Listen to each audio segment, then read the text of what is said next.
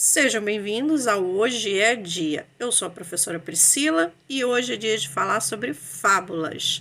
Se você já se interessou, deixa o seu like, se inscreve no canal e ative o sininho das notificações para não perder nenhum vídeo novo.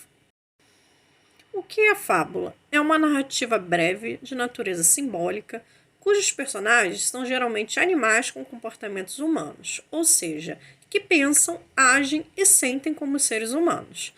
Pode ser escrita em prosa ou verso e finaliza com a moral. Essas histórias mostram que a bondade, a honestidade, a prudência e o trabalho são qualidades que superam o egoísmo, a maldade, a inveja e a ganância. E a origem da fábula?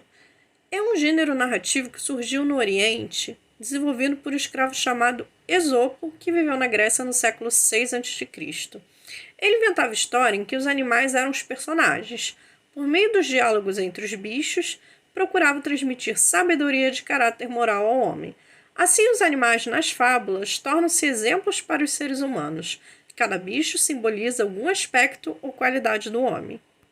As fábulas de Esopo apresentam contraposição entre os mais fracos e mais fortes, nas quais, na maioria das vezes, os mais fracos vencem os mais fortes, utilizando a astúcia. Essas histórias eram transmitidas via oralmente de geração para geração. Por volta do século XVII, o francês La Fontaine reescreveu e propagou as fábulas de Esopo, atribuindo a elas uso educativo. Ele também caracterizou os personagens de acordo com sua aparência. Algumas das composições mais conhecidas de todos os tempos são as fábulas da cigarra e a formiga, a raposa e as uvas, e a lebre e a tartaruga. No Brasil, o maior representante do gênero foi o escritor Monteiro Lobato. Ele também reescreveu as fábulas de Esopo e escreveu fábulas como a coruja e a águia, o cavalo e o burro, o corvo e o pavão. Agora vamos ver as características das fábulas. Apresenta uma narrativa alegórica em prosa, ou seja, em parágrafos ou em versos. Os personagens podem ser seres irracionais ou mesmo inanimados. Eles são antropomórficos, ou seja, os animais assumem características ou comportamentos humanos. Eles podem representar virtudes, qualidades, defeitos e vícios dos seres humanos. As fábulas apresentam situações da vida diária. E o objetivo é transmitir um ensinamento no final, que é chamado de moral da história.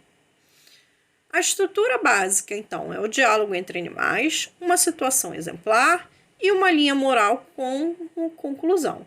Por se tratar de um gênero transmitido oralmente, as fábulas costumam ter muitas versões. Alguns animais possuem características nas fábulas. O lobo, por exemplo, representa a desonestidade, a ganância e a voracidade. Já a raposa representa a esperteza, a astúcia. A formiga representa o trabalho. O cordeiro representa a inocência, a timidez. A lebre representa a rapidez, a tartaruga, a lentidão. O pavão representa a vaidade. O macaco, o brincalhão e sapeca. A águia, a autoridade ou absolutismo. A coruja representa a sabedoria. E o leão representa a coragem e a braveza. Agora nós vamos ver a estrutura da fábula. Então, o título normalmente são os nomes dos animais.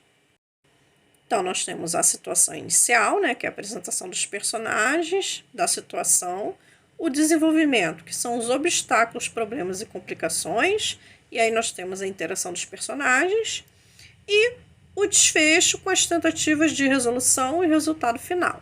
Um final surpreendente com uma reflexão sobre um ensinamento.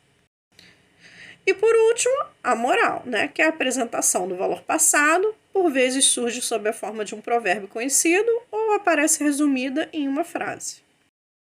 E agora nós vamos ler a versão de Ruth Rocha sobre a fábula de Esopo, a cigarra e a formiga. A cigarra passou o verão cantando, enquanto a formiga juntava seus grãos. Quando chegou o inverno, a cigarra veio à casa da formiga pedir que lhe desse o que comer. A formiga, então, perguntou a ela: "E o que é que você fez durante todo o verão?" "Durante o verão, eu cantei", disse a cigarra. A formiga respondeu: "Muito bem, pois agora dance." Moral da história: trabalhemos para nos livrarmos do suplício da cigarra e não aturarmos a zombaria das formigas. Como nós vimos, o título é formado pelo nome dos animais que compõem a história. No caso aqui, a cigarra e a formiga. Na história, nós vemos que a cigarra, por ter ficado cantando, durante o verão, não se preparou para o inverno e não tinha o que comer. E o que nós aprendemos com essa história? Que nós temos que trabalhar para não depender dos outros e que ninguém é obrigado a nos ajudar. Ainda mais se nós ficamos brincando o tempo todo. Ou seja, tem a hora de brincar e tem a hora de trabalhar. Um exemplo clássico que eu gosto de sempre mostrar para os meus alunos, quando eu estou trabalhando fábulas, é a questão do trabalho em grupo. Toda vez que o professor passa um trabalho em grupo, tem sempre um que não quer fazer nada no trabalho e que não faz nada. Mas sempre pede para colocar o nome dele no trabalho. É um exemplo clássico da cigarra e da formiga. Se você gostou do vídeo, já deixa o seu like, se inscreve no canal e ative os sininhos das notificações para não perder nenhum vídeo novo. Até o próximo vídeo e tchau!